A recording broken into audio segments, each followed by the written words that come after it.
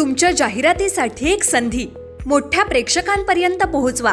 व्यवसाय असो किंवा इव्हेंट, विकासनामा सोबत जाहिरात करा। स्क्रीनवरील नंबरवर आजच संपर्क करा। विकासनामा, तुमचा आवाज, तुमची जाहिरात। तसंच विकासनामाला सबस्क्राइब करा आणि अपडेटेड रहा। नमस्कार, मी विकास मिरगडे। विकासनामा डिजिटल प्लॅटफॉर्म मध्ये आपलं सर्वांचं चर्चा करतोय। नवी मुंबईच्या राजकारणासंदर्भामध्ये खरं तर शिवसेना भाजपा सामना जो आहे तो सभागृहामध्ये आपल्याला पाहायला मिळाला आहे। 58-60 हे जे सेवानिवृत्ती यावर दोघांमध्ये संघर्ष पाहायला मिळतोय। कुणी कायम केले, कोण कायम करणार, याच अनुषंगाने जे सेवानिवृत्त झालेले कर्मचारी आहेत त्यांचं जे 58 वर्ष जे आहेत सेवानिवृत्तीचं ते 60 केलं गेलं पाहिजे, ही भूमिका जी आहे भाजपची सभागृहामध्ये व्यक्त करताना आलेले। मात्र जो प्रस्ताव तो नगर विकास खात्याने जो फेटाळलेला आहे, 60 वर्ष करण्यासंदर्भात नगर विकास खात्याने जो प्रस्ताव आहे तो पूर्ण फेटाळलेला आहे। एकूणच काय, सागर नाईक या भूमिकेवर आक्रमक पाहायला मिळाले दिसून येत आहे, कारण हा प्रस्ताव नगर विकास खात्याने फेटाळलेला आहे। जर कर्मचाऱ्यांना कायम करता आलं असतं, मात्र नगर विकासाने हा प्रस्ताव फेटाळून लावलेला आहे। एकूणच काय, सभागृहामध्ये शिवसेनेचे आमदार आक्रमकपणे बोलतायत, कर्मचाऱ्यांना कायम केलं पाहिजे, ठोक मानधनावरचे बोलतायत। एकीकडे 58-60 करा, आमचा विरोध नाही म्हणतायत। मग एकीकडे तुम्ही असं म्हणताय, तुमच्याच खात्याचे नगर विकास मंत्री एकनाथ शिंदेने हा प्रस्ताव फेटाळला आहे। 4 दिवसामध्ये हा प्रस्ताव फेटाळलेला आहे। एकूणच काय, भाजप या संदर्भामध्ये आक्रमक आपल्याला दिसून आले। नगर विकास खातं ज्या पद्धतीने कर्मचाऱ्यांना अन्याय करतं, ही भूमिका इथं मांडण्याचं काम भाजपने केलेलं आहे। त्यामुळे एकीकडे शिवसेनेमध्ये नगरसेवक सभागृहामध्ये शिवसेनेची बाजू मांडण्याचा प्रयत्न करतायत, कायम झालं पाहिजे अशी भूमिका म्हणत। त्याच खात्याचे मंत्री, त्यांचे सर्वस्व असलेले एकनाथ शिंदे मात्र कर्मचाऱ्यांच्या प्रश्नांवर प्रस्ताव फेटाळतात, हेही तितकंच महत्व आहे। त्यामुळे सभागृहामध्ये शिवसेनेची दुटप्पी भूमिका या निमित्त आपल्याला पाहायला मिळाले दिसून येते। त्यामुळे कर्मचाऱ्यांना कायम करावं असं म्हणायचं, दुसरीकडे त्याला विरोध करायचं, किंवा मग शिवसेना नेतृत्वाने कायम आम्ही कायम आणून करून देतो असं म्हणायला पाहिजे होतं सभागृहामध्ये। माझं तसं काही बोलू शकले नाही। त्यामुळे सागर नाईक यांनी अखेर सभागृहामध्ये शिवसेनेची सर्व लक्तरे बाहेर काढलेली आहेत।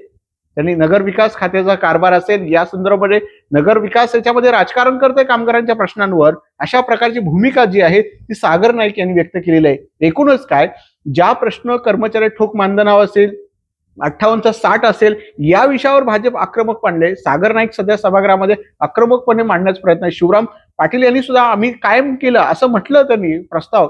त्यामुळे कोण कायम केलं याच्यावर सुद्धा संघर्ष दोघांमध्ये झालेला आहे। त्यामुळे एकनाथ शिंदेने अनेक कर्मचाऱ्यांना कायम केलं असं म्हटलं, मात्र याच 58-60 सेवानिवृत्त करणं किंवा ठोक मानधनावर कर्मचाऱ्यांना कायम करणं, यावर मात्र शिवसेना कुठंतरी सभागृहामध्ये वेगळी भूमिका, बाहेर वेगळी भूमिका। एकूणच काय, ज्या भाजपच्या प्रस्तावाला फेटाळण्याचं काम नगर विकास केलं, त्यांना अडथळा आणण्याचं काम आता नगर विकास माध्यमातून शिवसेनेचे नगरसेवक करतायत। त्यामुळे आता कर्मचाऱ्यांनी भूमिका घेतली पाहिजे। असे शिवसेनेचे लोक जर वागत असतील कर्मचाऱ्यांच्या प्रश्नावर, तुमचे आमचे प्रश्न, कामगार असतील, सफाई कामगार असतील, किंवा जे सेवानिवृत्त जे होणार आहेत त्यावर शिवसेना अशी भूमिका घेत असेल, तर याचा विचार नवी मुंबईकरांनी केला गेला पाहिजे। अर्थात सागर नाईक काय बोलतायत तेही आपण जाणून घेऊया, त्यांची भूमिका काय आहे। 58-60 या विषयावर सागर नाईकांची भूमिका जाणून घेऊया। हे बघा, या ठिकाणी जसं सांगितलं, कर्मचाऱ्यांच्या हिताचं नाही, हे तर नवी मुंबईच्या हिताचा निर्णय आहे। कारण की नवी मुंबईच्या हितार्थ अनुभवी कर्मचारी भेटणं हे खूप गरजेचं आहे। अनुभवी कर्मचारी नसले तर निश्चितच अंमलबजावणीमध्ये त्याचा फरक पडतो, आणि 2 वर्ष वय वाढल्यामुळे अनुभव त्या ठिकाणी भेटतो। पण निश्चितच दुटप्पी भूमिका ही जे पक्ष आहे त्यांनी घेतलेली आहे। कुठेतरी कर्मचाऱ्यांच्या बाजूने बोलतात, आणि इथेच आता राज्य सरकारचं तो नगर विकास खातं हे निलंबित करतं। मला याची खंत आहे की राज्य सरकारने या बाबतीचा असा निर्णय घ्यायला नव्हता पाहिजे। तर पहिला आम्हाला विचारणा करायला हवी होती, पण आता निलंबित केला, त्याला आम्ही उत्तर त्या प्रकारे देणार। आता एक जरूर समजले की कर्मचाऱ्यांच्या या 58-60 करण्याच्या विरोधात नगर विकास खातं आहे, आणि त्या दृष्टीने आमची लढाईची आता प्रक्रिया त्या ठिकाणी बदललेली आहे। आणि नवी मुंबईच्या हितार्थ अनुभवी कर्मचारी राहण्यासाठी आम्ही जे पावलं आता पुढे उचलू, त्या दृष्टीने आम्ही असलेले सर्व साधन सामग्री वापरून या 58-60च्या निर्णयाला आम्ही कायम करण्याचा त्या ठिकाणी आता आपल्या माध्यमातूनच मला कळते की हा निर्णय आपला निलंबित केलेला आहे। तशा पद्धतीचा पत्र त्या ठिकाणी आलंय की नाही माहीत नाही, पण निश्चितच तहकूब सभेमध्ये आपला स्थगन प्रस्ताव त्या ठिकाणी आहे या विषयासंबंधी। तो निर्णय येण्याच्या अगोदरच आयुक्त महोदयांनी मला वाटतं सेवानिवृत्ती करण्याचा निर्णय घेतलेला होता।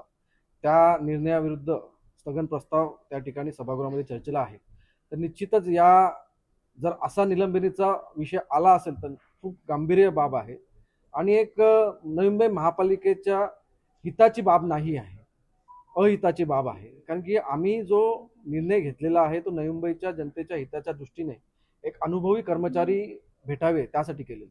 आता तुम्ही आयुक्त महोदयांचं मनोगत ऐकलं असता, ते बोललेले ते ऐकलं असतं की आपल्याकडे पदोन्नतीसाठी एकही पात्र त्या ठिकाणी कर्मचारी नाही.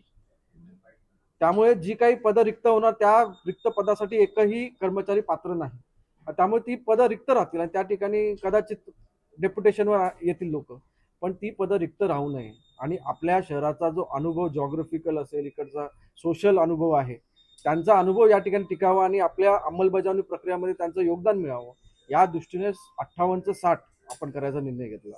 अनेक ठिकाणी 60 वर्षाचं आपले त्या ठिकाणी रिटायरमेंट एज आहे.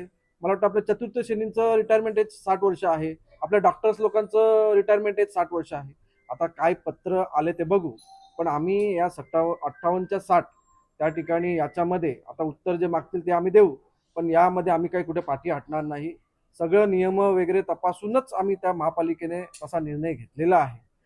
शेवटी न्यायालयाचा दरवाजा खटखटावा लागला तरी देखील आम्ही खटखटावू, पण नगर विकास खात्याकडून ही आपल्याला अपेक्षा नव्हती आणि या ठिकाणी आयुक्त महोदयांनी या ठिकाणी सकारात्मक भूमिका घ्यायला होती. कारण की या भूमिकेचा लाभ हा नवी मुंबई महापालिकेलाच होणार होता.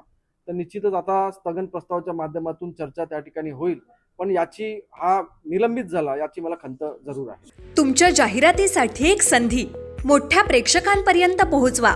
व्यवसाय असो किंवा इव्हेंट, विकासनामासोबत जाहिरात करा. स्क्रीनवरील नंबरवर आजच संपर्क करा.